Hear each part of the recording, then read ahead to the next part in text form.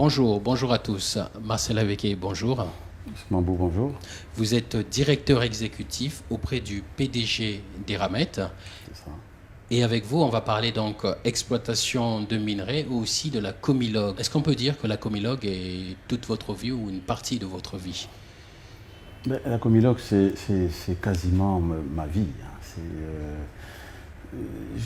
À la sortie de l'école, j'ai passé à peu près une année dans la fonction publique et j'ai rejoint Comilog assez rapidement, au début des années 80 et jusqu'en 2011.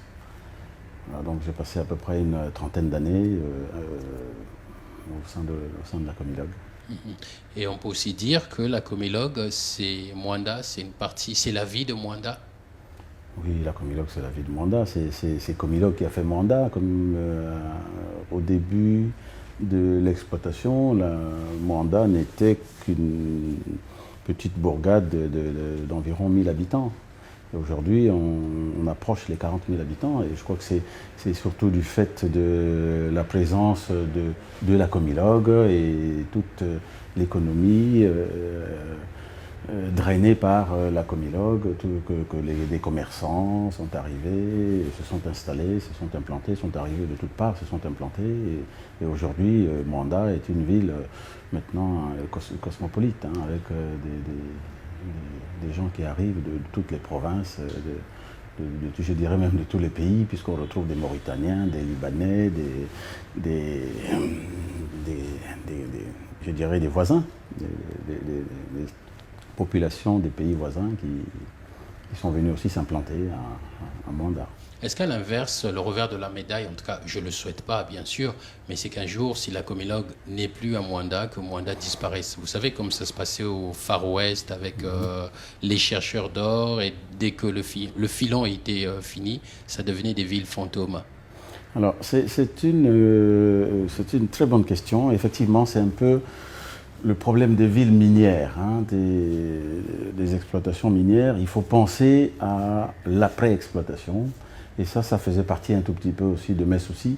Vous ne pouvez pas passer 30 ans, en tout cas 20 ans à la tête d'une société comme ça sans avoir ce genre de choses à l'esprit. C'est pour ça que, bien avant de quitter Comilog, j'avais pensé que, non seulement moi, hein, mais je dirais les autorités aussi, hein, ont pensé qu'il fallait réfléchir à la transformation du minerai.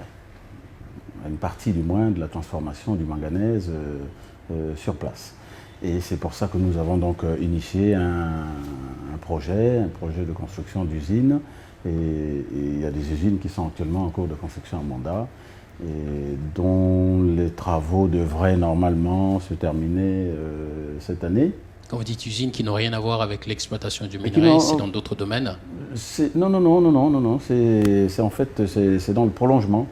C'est dans le prolongement de je dirais de la filière du manganèse. Hein. Filière du manganèse, vous avez les minerais bruts, les minerais qui sont juste lavés, et puis des minerais qui subissent une première transformation.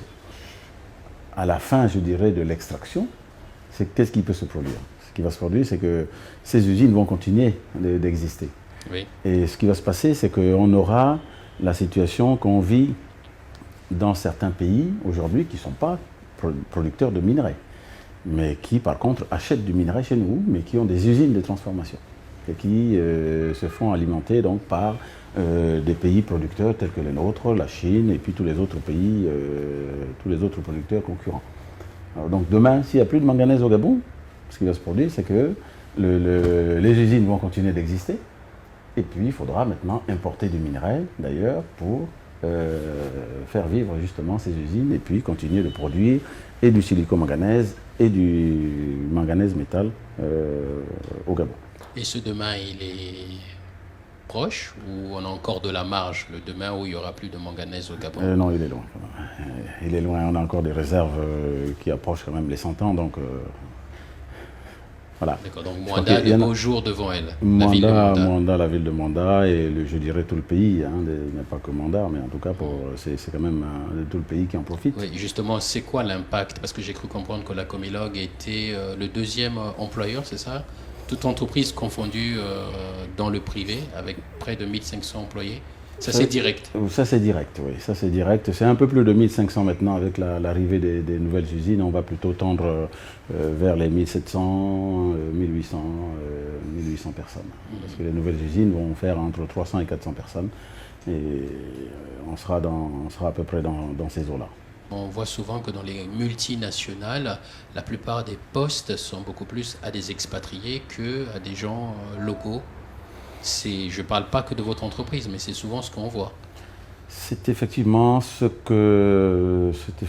qu'on voit, mais bon, c'est vrai qu'il y a un problème de volonté, et un problème de volonté dans la formation.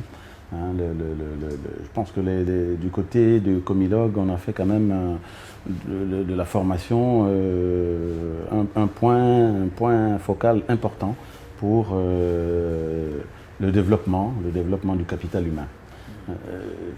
Et c'est pas quelque chose qui vise uniquement la succession des expatriés. Je pense que le brassage avec les expatriés est aussi important. Les gens qui viennent de l'extérieur, ils vous apportent aussi d'autres expériences que nous ne pouvons pas avoir en restant uniquement dans Comilog. Donc des gens qui viennent d'autres entités apportent aussi leur savoir-faire, leurs connaissances et qui croisent avec les nationaux qui sont sur place et qui n'ont pas cette possibilité du fait de l'étroitesse du marché de l'emploi gabonais, parce que c'est la seule grande société minière opérationnelle actuellement. Donc vous quittez Comilog, vous allez où? Avant on avait la Comuf à côté, la Comuf a fermé, donc oui. Il ne reste plus que Comilog. Alors si vous voulez maintenant développer vos connaissances, votre expertise, vous êtes bien obligé de pouvoir partager les expériences des autres, que les autres vous apportent. Parfois, là, ça dure quand même, ce partage d'expérience. Ça fait des années et des années. Oui, c'est vrai que ça fait des années et des années. Mais bon, il faut dire qu'on a quand même les pouvoirs publics qui sont là aussi pour nous pousser un peu dans le dos. Parce qu'il y a des politiques qui sont mises en place et les pouvoirs publics veillent à ce que les Gabonais aient leur place, les nationaux aient leur place au sein de la gestion et les différentes opérations dans les sociétés minières au Gabon. Et le regard aussi qu'on a souvent des sociétés minières, toujours internationales, multinationales, c'est que parfois les Africains ne profitent pas suffisamment de leurs matières premières. Je prends le cas par exemple du cobalt en République démocratique du Congo. On sait à quoi servent tous ces minerais dans ce pays, à faire des ordinateurs. Mais après, quand vous regardez dans ces pays-là, les ordinateurs, finalement, ils n'y sont pas. Tout va en Europe.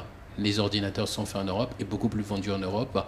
Et quand ils arrivent chez nous, c'est soit des ordinateurs qui datent de très longtemps, et quand c'est de la nouvelle technologie, elles coûtent excessivement cher. Encore une fois, c'est un problème de volonté politique. Avons-nous la volonté de pouvoir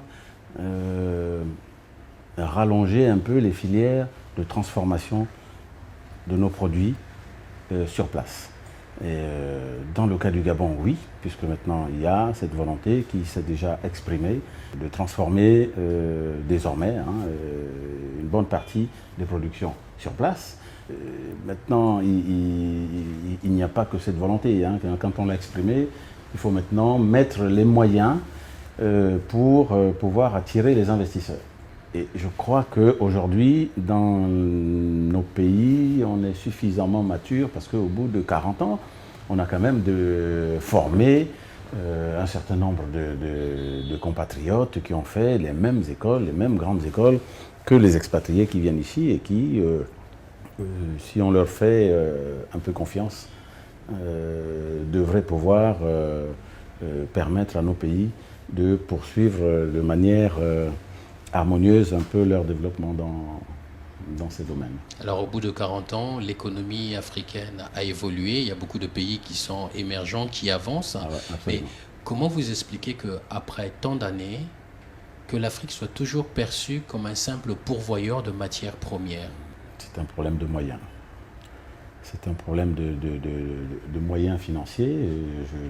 Je pense que Aujourd'hui, nous n'avons pas suffisamment de moyens pour permettre un développement sur plusieurs axes. On est là pour le moment sur l'axe minier, mais il n'y a pas que ça. Il y a des pays qui sont forestiers, donc il faut développer le bois, il faut développer d'autres productions agricoles, il faut développer... mais quand il faut le faire sur tous ces axes, ça demande énormément de moyens. Et comme on dit que Paris ne s'est pas fait en un jour, pour ce qui concerne nos pays, est-ce que 40 ans suffisent pour faire en sorte que nos pays puissent atteindre, disons, je dirais, ce niveau de développement qui est un peu équivalent à celui qu'on peut observer, non seulement les pays industrialisés, on va dire plutôt au niveau des pays émergents. C'est pas, je crois que c'est pas évident. Il faudra mettre en place, on mettra en place des outils, des éléments qui vont nous permettre d'accéder justement à cette émergence. C'est ce qui est en train de se concevoir aujourd'hui dans la plupart des pays africains. Donc ils ont déjà exprimé cette volonté. Et puis, bon, les outils, mais ce sont des outils qui concernent tous les aspects juridiques, tous les aspects économiques, les aspects de formation, les moyens financiers pour financer ces formations. Les matières premières, un sous-sol riche pour l'Afrique, pour vous, c'est une bénédiction ou une malédiction quand on voit ce qui s'est passé dans certains pays? C'est une bénédiction. Heureusement qu'on les a, parce que les pays développés ne nous regarderaient même pas. Puisque hier c'était la Chine, mais on pense... Je partage un peu les analyses qui sont faites par certains experts qui disent que demain ça sera l'Afrique. Après la Chine, ça sera une ruée vers l'Afrique. Une ruée vers l'Afrique, pourquoi? À cause de nos matières premières. D'abord à cause de nos matières premières. Donc ça ne peut être qu'une bénédiction pour nous. Alors maintenant c'est à nous de préparer justement cette ruée et de ne pas nous faire surprendre par les pays tant industrialisés, pays développés que les pays émergents, qui vont vraisemblablement se tourner vers l'Afrique maintenant. Nous devons préparer justement cette arrivée massive, un peu comme l'ont fait les Chinois. Les Chinois, ils savaient très bien que les gens allaient s'intéresser à l'Asie pendant un moment donné. Ils ont préparé et aujourd'hui, on voit bien que ce sont les Chinois eux-mêmes maintenant qui pilotent leur développement. Marcel Abeke, merci. Donc je rappelle que vous êtes directeur exécutif auprès du président directeur général d'Eramet. Et merci à vous de nous avoir suivis. Je vous dis au revoir et à très bientôt sur Télé Sud.